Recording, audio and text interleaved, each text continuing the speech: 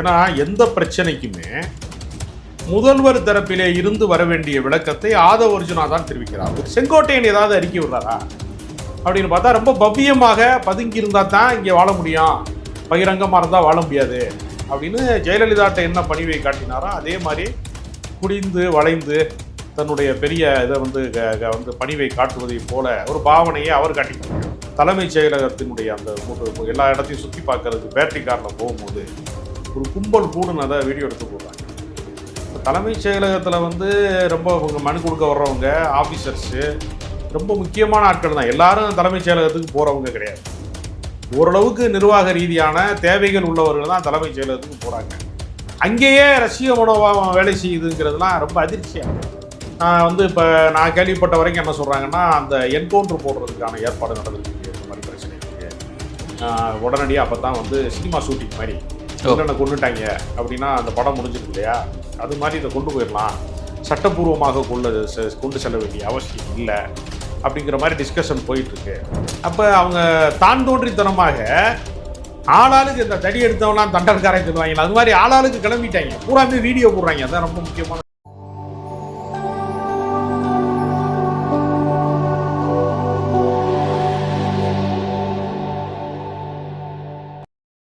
நேயர்களுக்கு வணக்கம். இன்றைக்கு நம்முடன் அரசியல் பேசும் சிறப்பு விருந்தினர் அரசியல் விமர்சகர் திரு ராஜகம்பீரன் அவர்கள். வணக்கம் சார். வணக்கம். தமிழக அரசியல் புதிய முதல்வராக விஜய் தேர்ந்தெடுக்கப்பட்டதுக்கு பிறகு வந்து பல பரபரப்பான விஷயங்கள் போயிட்டுருக்கு.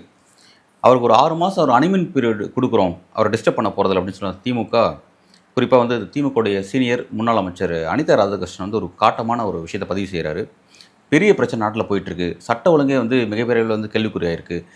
பெண் குழந்தைகள் 10 வயசு குழந்தை தான் பாலியல் வன்கொடுமை செய்யப்படுறாங்க. மிகப்பெரிய பிரச்சனை போயிட்டுருக்கு. சிஎம் எங்கே, அவரை பார்க்க முடியல, பொம்மை முதல்வர் இருக்கார், ஆதவ அர்ஜுனா அதில் ரோல் பண்ணுறாரு, கட்சி அவரை கைப்பற்ற போகிறார் அப்படின்ற மாதிரி பல விஷயத்தை வந்து அதிரடியான பத்திரிகையாளர் சந்திப்பை தன்னோட தகவலை தெரியப்படுத்தியிருக்காரு. எப்படி பார்க்குறீங்க? அது ஒரு மிகச் சரியான கருத்தாக நான் பார்க்குறேன். ஏன்னா எந்த பிரச்சனைக்குமே முதல்வர் தரப்பிலே இருந்து வர வேண்டிய விளக்கத்தை ஆதவ அர்ஜுனா தான் தெரிவிக்கிறார். உதாரணத்திற்கு வந்தே மாதரம் தேசிய கீதமெல்லாம் பாடப்பெற்று 3வது இடத்திலே தமிழ்தாய் வாழ்த்து பாடப்பெற்றது என்று வருகிற விமர்சனத்திற்கு ஆளுநர் மாளிகையிலே அப்படி ஒரு சுற்றறிக்கை இருக்கிறது, எங்கள் கட்டுப்பாட்டிலே இல்லை, நாங்கள் நடத்துகிற நிகழ்வுகளிலே அப்படி நடக்காது என்கிற விளக்கத்தை யார் சொல்லியிருக்க வேண்டும்? ஆதவ அர்ஜுனா சொல்கிறார். எல்லா விஷயங்களுக்கும் அவர் தான் பேசுகிறார். அதே மாதிரி பார்த்தீங்கன்னா கூட்டணி கட்சி தலைவர்கள் இப்போ திருமாவளவனை வரவழைப்பதாக இருக்கலாம், ஐயுஎம்எலுக்கு பேச்சுவார்த்தை நடத்துவதாக இருக்கலாம், எல்லாவற்றிலும் பார்த்தீங்கன்னா அவர் தான் செய்கிறார். அது மாதிரி நீங்கள் பார்த்தீங்கன்னா நல்லக்கண்ணு மரணத்திற்கு நல்லக்கண்ணு யார் அப்படிங்கிற விவரம் வந்து விஜய்க்கு தெரியுமா அப்படின்னு பல பேருக்கு சந்தேகம் இருக்குது. ஆனால் ஆதவ அர்ஜுனாவுக்கு தெரியும். ஆதவ அர்ஜுனா ஒருவருக்கு தான். நீங்கள் அருண்ராஜ் என்பவர் வந்து ஒரு ஐஆர்எஸ் ஆஃபீஸர், பொலிட்டிக்கலாக அவர் நிர்வாகியாக இருந்திருக்கிறார், ஒரு அரசு சார்ந்த வந்து ஒரு உயர் அதிகாரியாக அவர் இருந்திருக்கிறார், அவ்வளோதானே தவிர அரசியல் பயிற்சி என்பது தேர்தல் வியூக வகுப்பாளராக இருந்ததிலே தொடங்கி திமுக, விசிக, இப்போது வந்து தமிழக வெற்றி கழகம் என்கிற பயணம் வந்து அவருக்கு தான் இருக்குது. புஷி ஆனந்துக்கும் பெரிய தத்துவார்த்த புரிதல்கள் எதுவுமே, கொள்கை புரிதல்கள், சித்தாந்த புரிதல் எதுவுமே இருக்கிற மாதிரி தெரியலை. அவர் நான் வந்து இட்டுக்குன்னு போகிறேங்கிற லெவலில் தான் அவர் இருக்கிறார். அவருக்கு தமிழும் சரியாக வரல. அப்போ நீங்கள் அவர் ஒருத்தர் தான் பொலிட்டிக்கலாக அந்த கட்சியில் தமிழக வெற்றி கழகத்தில் வந்து பதில் சொல்லுகிற இடத்துல ஆதவ அர்ஜுனா மட்டும்தான் இருக்கிறாரு. கொஞ்சம் அடிப்படை புரிதல்கள் இருக்கக்கூடிய இடத்துல ராஜ்மோகன் மாதிரியோ ஒரு சிலர் இருக்கலாம். இப்போ நாஞ்சில் சம்பத்தை வந்து அவங்க வந்து முதன்மைப்படுத்த மாட்டாங்க, அவர் வெறும் பேச்சாளர் தான் கணக்கு, அதை தாண்டி அவங்க முதன்மைப்படுத்த மாட்டாங்க. செங்கோட்டையன் ஏதாவது அறிக்கை விடுறாரா அப்படின்னு பார்த்தா ரொம்ப பவ்யமாக பதுங்கி இருந்தால் தான் இங்கே வாழ முடியும், பகிரங்கமாக இருந்தால் வாழ முடியாது அப்படின்னு ஜெயலலிதாட்ட என்ன பணிவை காட்டினாரோ அதே மாதிரி குடிந்து வளைந்து தன்னுடைய பெரிய இதை வந்து பணிவை காட்டுவதை போல ஒரு பாவனையை அவர் காட்டிட்டு இருக்கார். அப்போ எல்லாருமே என்ன செய்கிறாங்கன்னா, கருத்து சொல்வதை விடவும் கருத்து சொல்லாமல் இருப்பதன் மூலமாகத்தான் இங்கே காலம் தள்ள முடியும் அப்படின்னு சொல்கிறப்ப இவர் ஒருத்தர் மட்டும் முந்திரி கொட்ட மாதிரி சொல்கிறாரு, முன்னாடி வந்து சொல்கிறாரு அப்படிங்கிறப்ப இவர் தான் அதை தீர்மானிக்கிறாரா? ஏன்னா நான் நெருங்கி பழகியவர்கள், அவரோடு பயணிக்கிறவர்கள், தாவேகாவோடு தொடர்பில் இருப்பவர்கள் எல்லாருமே எனக்கு நட்பு வட்டத்தில் இருக்காங்க. கட்சி மொத்தமுமே ஏறத்தாழ வந்து புஷி ஆனந்த் தான் அந்த நிர்வாகிகள் அவர்களெல்லாம் வந்து நிர்ணயிக்கக்கூடிய இடத்துல அவர் இருக்கிறாரு. ஆனால் அவருக்கு வந்து இது மாதிரியான விஷயங்கள், அரசியல் சம்பந்தப்பட்ட விஷயங்களில் ஒரு பற்றாக்குறை இருக்கிறது, புரிதல் வந்து போதாமை இருக்கிறது. அதை முழுக்க ஹேண்டில் பண்ணுறது அப்படிங்கிறப்ப அது வந்து ஆதவர்ஜுனா தான் பண்ணுறாரு அப்படிங்கிற கருத்து அங்கிருந்தே வருகிறது. ஒரு அனிதா ராஜகிருஷ்ணன் எப்படி சொல்கிறார் அப்படின்னா வந்து கம்ப்ளீட்டாக வந்து லாட்ரி கும்பல் தான் வந்து இது ஹைஜாக் பண்ணியிருக்காங்க. அவங்க தான் வந்து இது ஃபுல்லாகவே இந்த டிவி காட்சியாக அவங்க தான் நடத்துகிறாங்க. விஜய் வந்து பொம்மையை பயன்படுத்திட்டு அவங்க எல்லாத்தையும் செஞ்சுட்டு இருக்காங்க அப்படின்ட்டு ஒரு காட்டமான விமர்சனத்தை முன் வைக்கிறாங்க. எப்படி பார்க்குறீங்க? அதாவது ஒவ்வொரு ஆட்சியையுமே யாராவது ஒருத்தர் வந்து பின்னால் இருந்து இயக்குவது என்பது புதிதான விஷயம் அல்ல. நீங்கள் வந்து பாஜகவை ஆர்எஸ்எஸ் இயக்குகிறதுன்னு சொல்கிற மாதிரி ஒவ்வொரு சில தனிநபர்களும் இயக்குறாங்க. இப்போ நீங்கள் சசிகலா குடும்பம் தான் வந்து முழுக்க முழுக்க தொடக்கத்தில் நடராஜன், அப்புறம் சசிகலாவுடைய கட்டுப்பாட்டுக்குள்ளே அதிமுக இயங்கியது நம்ம பார்த்தோம். சசிகலாவின் கண்ண அசைவிலே தான் வந்து ரியாக்ட் பண்ணுற இடத்துல தான் ஜெயலலிதாவே இருந்திருக்கிறாங்கங்கிறது நெருங்கி பழகியவர்கள் சொல்லுகிற செய்தியாக இருக்குது. அதே மாதிரி நீங்கள் பார்த்தீங்கன்னா வந்து கிச்சன் கேபினெட்டு தான் திமுகவை தீர்மானிக்கிறது என்கிற விமர்சனம் உண்டு. சபரீசன்லேருந்து இவர்கள்லாம் பின்னால் இருந்து இயக்குகிறார்கள் என்கிற குற்றச்சாட்டு வந்து திமுக மீது எதிர்கருத்துடையவர்கள் சொல்லுகிற வழக்கம் உண்டு. இப்போ அந்த இடத்துல தாவேகாவை இயக்குகிற இடத்துல இப்போ நீங்கள் விசிகாவுக்குள்ள துணை பொதுச் செயலாளராக சிறிது காலம் சில மாதங்கள் இருந்த போதே அவர் தான் கட்சியை வந்து முழுமையாக வந்து செயல்படுத்துகிறாருங்கிற தோற்றம் உருவாச்சு. திருமாவளவனை வந்து பின்னால் இருந்து இயக்குகிறார் ஆதவர்ஜுனா அப்படின்லாம் குற்றச்சாட்டு வந்துச்சு. இந்த மாநாடுகள் நடத்த போது அப்படிலாம் பல சர்ச்சைகள் எழுந்தது. என்னை யாரும் இயக்க முடியாதுன்னு திருமாவளவன் பதிலடிலாம் கொடுத்தாரு. இங்கே திருமாவளவன் அரசியலிலே அனுபவம் வாய்ந்தவர், அறிவாற்றல் மிக்கவர், ஒரு பெரிய நீண்ட அரசியல் பயணத்துக்கு சொந்தக்காரர். அவரை வந்து கட்டுப்பாட்டுக்குள்ளே கொண்டு வர முடியாது என்பது உண்மைதான். ஏன்னா அவர் அடங்க மறு அத்துமீறினா அவர் வேறொரு அரசியல் தளத்துலேருந்து வந்தவர். அவரை திடீர்னு ஒரு ஆள் போய் அப்படி முடக்க முடியாது. ஆனால் அரசியலில் நேரடி கள அனுபவம் இல்லாத, எந்த அனுபவமே இல்லாத, நிர்வாக அனுபவம் எதுவுமே இல்லாமல் இன்னும் வந்து தன்னை வந்து ஒரு செலிபிரிட்டியாக ஒரு திரைப்பட நடிகனாக தான் இப்போ நேற்று வந்து என்ன பண்ணியிருக்காருன்னா தலைமைச் செயலகத்தினுடைய அந்த எல்லா இடத்தையும் சுற்றி பார்க்கறதுக்கு பேட்டரி காரில் போகும்போது ஒரு கும்பல் கூடுனதை வீடியோ எடுத்து போடுறாங்க. இப்போ தலைமைச் செயலகத்தில் வந்து ரொம்ப மனு கொடுக்க வர்றவங்க ஆஃபீஸர்ஸு ரொம்ப முக்கியமான ஆட்கள் தான். எல்லாரும் தலைமைச் செயலகத்துக்கு போகிறவங்க கிடையாது. ஓரளவுக்கு நிர்வாக ரீதியான தேவைகள் உள்ளவர்கள் தான் தலைமைச் செயலகத்துக்கு போகிறாங்க. அங்கேயே ரஷ்ய மனோபாவம் வேலை செய்யுதுங்கிறதுலாம் ரொம்ப அதிர்ச்சியாக இருக்குது. ஏன்னா நாட்டில் வந்து நீங்கள் அவர்கள் பதவியேற்ற அந்த 2 வாரங்களில் பல திசைகளிலிருந்து கேட்குற குரல்கள் எல்லாம் நார்மலான குரலாக இல்லை, எல்லாம் கூக்குரலாக இருக்குது. இங்கே திடீர்னு பார்த்தீங்கன்னா ஒரு மாற்றுத்திறனாளியை வந்து புதுக்கோட்டை பக்கத்தில் கரம்பக்குடி ஆலங்குடி சாலையில் வந்து தூக்கிட்டு போய் காரில் கூட்டு போய் பெண்ணு கூட்டு பாலியல் வன்புணர்வு செஞ்சாங்கங்கிறதுலாம் ஒரு பெரிய ரோட்டில் மறியல் செஞ்சாங்க. இது மாதிரி எல்லா இடங்கள்லையுமே நீங்கள் பார்த்தீங்கன்னா ரொம்ப கொடூரமான விஷயங்கள் நடந்துக்கிட்டே இருக்கு. சரி, 20க்கும் மேற்பட்ட கொலைகள் நடந்திருக்கு அப்படின்னு குறிப்பிட்றாங்க. சென்னை உள்ளிட்ட பகுதியில் நிறைய கொலைகள் நடக்குது, பட்டப்பகல் கொலைகள் இருக்குது, பழிவாங்கும் கொலைகள் நடக்குது, நேற்றைக்கு மணலில் இருந்து நடந்த மர்டர் இருக்கட்டும், பல விஷயம் தொடர்ச்சி நடந்துட்டு இருக்கு.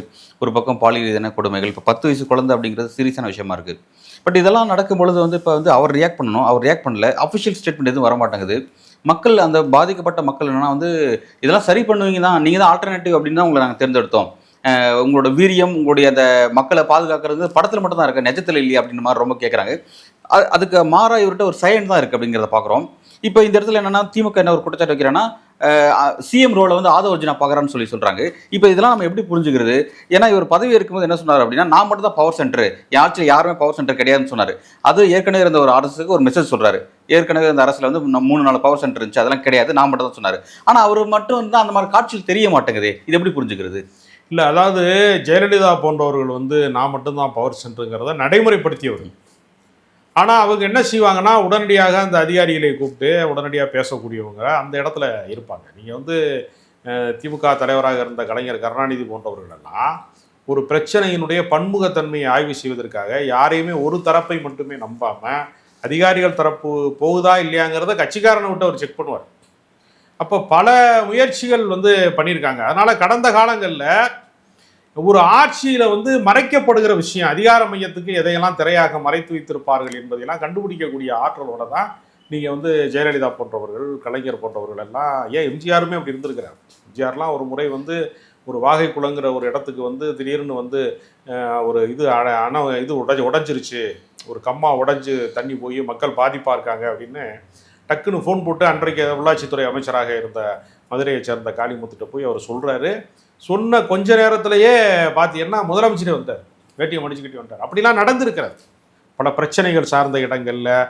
நீங்கள் உதாரணத்துக்கு ஒன்று சொல்கிறேன், மண்டைக்காடு கலவரம் நடந்த போது வெறும் காவல்துறை அதிகாரிகளை மட்டுமே நம்பி இருக்க முடியாது இந்த மாதிரி பிரச்சனையில் அப்படின்னு சொல்லிட்டு சமூக ஆர்வலர்களாக இருக்கக்கூடியவர்களை வைத்து இந்த பிரச்சனையை தீர்க்கணும்னு அன்றைக்கு மறைந்த குன்றக்குடி அடிகளார் அன்றைக்கு வாழ்ந்து கொண்டிருந்தவரை அனுப்புனது மட்டும் இல்லை, இன்றைக்கு இந்த சபாநாயகராக இதுக்கு முன்னாடி அதிமுக பீரியட்ல இருந்தால தனபால், அவரையெல்லாம் ஒரு குழுவில் நியமித்து கொடிக்கால் செல்லப்பான்னு அந்த கன்னியாகுமரி மாவட்டத்தினுடைய கம்யூனிஸ்ட் கட்சி மாவட்ட செயலாளராக இருந்தவர், அவரையெல்லாம் உடனடியாக தொடர்பு கொண்டு ஒரு டீம் அனுப்புகிறாங்க. அனுப்பி 2 குழுக்கள்கிட்ட பேசி சமரசம் செய்வதற்கு சமூக பெரியோர்களும், வேணா வெறுதோனே போலீஸ்காரன் லத்தியை வச்சு அடிக்கிறதுனால மட்டுமே அமைதி திரும்பிடாது, மக்களுடைய மனங்களிலே ஒரு மாற்றம் வரணும் அப்படின்னு எம்ஜிஆர் மண்டைக்காடு கலவரத்துலாம் ஒரு சமூக நல்லிணக்கத்தை நிறுவுவதற்கு அவர் துணை இருந்தார் அப்படிங்கிறதுலாம் ஒரு வரலாறு இருக்கு. இப்போ ஒரு அரசு பல அணுகுமுறைகளை கையாளணும் அப்படிங்கிறதுக்கு பதிலாக ஒரு ஒற்றை அணுகுமுறையா இப்போ நான் கேள்விப்பட்ட வரைக்கும் என்ன சொல்கிறாங்கன்னா, அந்த என்கவுண்டர் போடுறதுக்கான ஏற்பாடு நடந்துட்டுருக்கு, இந்த மாதிரி பிரச்சனைகளுக்கு உடனடியாக அப்போ தான் சினிமா ஷூட்டிங் மாதிரி என்னென்ன கொண்டுட்டாங்க அப்படின்னா அந்த படம் முடிஞ்சிருது இல்லையா, அது மாதிரி இதை கொண்டு போயிடலாம், சட்டப்பூர்வமாக கொண்டு செல்ல வேண்டிய அவசியம் இல்லை அப்படிங்கிற மாதிரி டிஸ்கஷன் போயிட்டுருக்கு அப்படின்னு சில தகவல் வருது எனக்கு. அப்படிலாம் போச்சுன்னா நீங்கள் சினிமாவில் ஓகே, இப்போ மனித உரிமை ஆர்வலர்கள் இருக்காங்க, ஸ்டேட்டில் இருக்காங்க, சென்ட்ரலில் இருக்காங்க, இப்போ அது பல சிக்கல் இருக்குது, அப்போ அவங்களாம் உள்ளே வருவாங்க, மீடியா இருக்கும், அவங்களுடைய குரல்லாம் இவங்களுக்கு கேட்குமான ஒரு விஷயம் இருக்குல்ல. இப்போ நீங்கள் பல பேர் என்ன செய்கிறாங்கன்னா, நான் ஆய்வு நடத்த போகிறேன் அப்படிங்கிற பேரில் இவங்களுடைய அதிகார எல்லை என்னங்கிறதே தெரியாமல் அவங்களா அத்துமீறி பல இடங்களுக்கு போகிறாங்க. நிர்வாக ரீதியாக எப்படி ஒரு கூட்டத்தை ஒருங்கிணைப்பது, எப்படி ஒரு அரசு அதிகாரிகளுக்கு நம்ம கட்டளை இடுவது, அல்லது என்ன ரிப்போர்ட் இருக்குன்னு பார்ப்பது அப்படிங்கிறதுக்கு ஒரு ஃபார்மாலிட்டிஸ் இருக்குல்ல, அது எதையுமே ஃபாலோ பண்ணுறதில்ல. திடீர்னு ஒருத்தன் போய் டாஸ்மார்க்கு இடத்துல போய் டபார்னு கதவை திறந்து உள்ளே போனோன்னா, தம்பி சரக்கு வாங்கினா வெளியே நின்று வாங்கப்பா, என்னப்பா கடைகளில் வர்ற அப்படின்னா, நான் அந்த தொகுதி எம்எல்ஏங்க அப்படின்ட்டு இருக்கான். அவன் எம்எல்ஏன்னு எனக்கு எப்படியா தெரியும், சின்ன பயிலாக இருக்கேன் அப்படின்னு சொல்லிட்டு அப்புறம் வாப்பானா ஐடென்டி கார்டை காமிச்சு என்னப்பான்னா ஆய்வு செய்ய போகிறேன். அப்போ அவங்க தான் தோன்றித்தனமாக ஆளாளுக்கு இந்த தடி எடுத்தவங்களாம் தண்டல்காரன் சொல்லுவாங்க, அது மாதிரி ஆளாளுக்கு கிளம்பிட்டாங்க, பூராமே வீடியோ போடுறாங்க. அதான் ரொம்ப முக்கியமான விஷயம். ஆமாம், எல்லா இன்ஸ்பெக்ஷன் வராங்க, எல்லாமே வீடியோட வராங்க. ஃபர்ஸ்ட் இன்ஸ்பெக்ஷன் வரதே ஒரு அரசு ஊழியரே வேலை செய்ய தொந்தரவு செய்யக்கூடிய ஒரு நடவடிக்கை, அது சட்டப்பாயம். அது வர்றது அவங்களுக்கு ரைட்ஸ் இல்லை, அதை வீடியோ எடுத்து அதை வைப்பாக்குறது, அதை சோஷியல் மீடியாவில் ட்ரெண்ட் ஆக்குறது அப்படிங்கிறது அது என்ன வர போட்டேன் ஷூட்டிங் மூட்லேயே இருக்காங்க எல்லாருமே. இது அவங்க இன்ஸ்டாகிராமில் ஆட்சியை பிடிச்சிருக்கலாம், இன்ஸ்டாகிராமில் ஆட்சி நடத்த முடியாது, ரெண்டும் ஒன்றும் கிடையாது. அதனால் நிறையா விஷயங்களில் அவங்க நடைமுறை சார்ந்து நடந்து கொள்ளாமல், இங்கீதம் தெரியாமல் அத்துமீறலாக நடந்து கொள்கிறார்கள் அப்படிங்கிறது. இப்போ நீங்கள் என்னென்னா, அவங்களுக்கு யாருக்குமே அரசியல் பயிற்சி கிடையாது, எப்படி நிர்வாகத்தை எதிர்கொள்வது என்பதற்கான பயிற்சி கிடையாது, வழிகாட்டுவதற்கு மூத்தவர்கள் யாரும். இப்போ நீங்கள் திடீர்னு 31 வயசு பையனை நீங்கள் 29 வயசு ஆளை அமைச்சர் ஆக்கிட்டீங்கன்னா, அவருக்கு இதுக்கு முன்னாடி கள அனுபவத்தை அவர் பார்த்ததே கிடையாது. அவர் கலெக்டர் ஆஃபீஸுக்கு போயிருக்காரா, தாலுகா ஆஃபீஸுக்கு போயிருக்காரா, என்ன படிநிலை இருக்கும், அது என்ன இன்ஸ்ட்ரக்ஷன் இருக்கும், என்ன விதிமுறைகள் இருக்கும், எதன் வழியாக இது வரும்.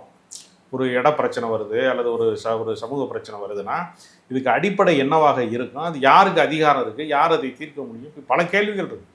எதுவுமே இல்லாமல் ஒரு சூப்பர் ஹீரோயிச மனநிலையில் பல பேர் செயல்படுவதாக அங்கங்கே ரிப்போர்ட் வருது. இதெல்லாம் பொதுமக்களுக்கு மத்தியில் ஒரு அதிருப்தியை உண்டாக்கக்கூடிய வாய்ப்பை நெருங்கிக்கிட்டு இருக்குன்னு நான் நினைக்கிறேன்.